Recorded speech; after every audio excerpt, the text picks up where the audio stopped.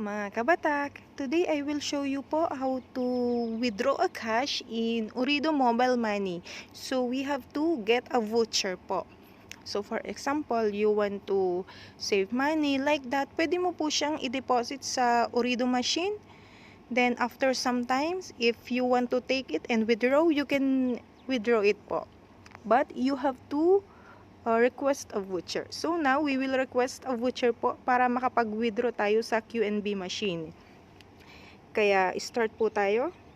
Open po natin yung Ooredoo Money. Yes, then sign in. Then, here on top side po, here po, ayan, you can see here po, just tap withdraw. So, get voucher.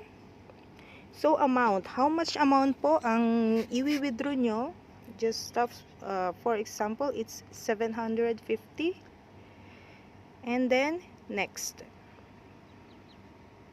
Okay, so, it should be a multiple of 100. So, we will do 700 only.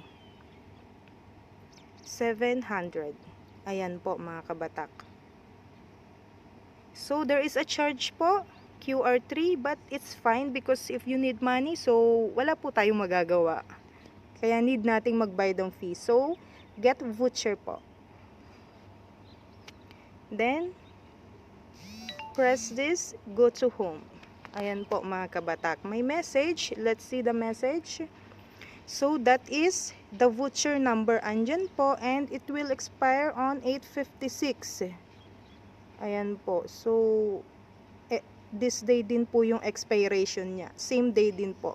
Kaya, you need to take the money on the spot. Kaya, nagre-request po ako ng voucher 2 hours before akong umalis dito sa bahay. Ganun po yung ginagawa ko. So, let's go po and I will take my cash. Thank you!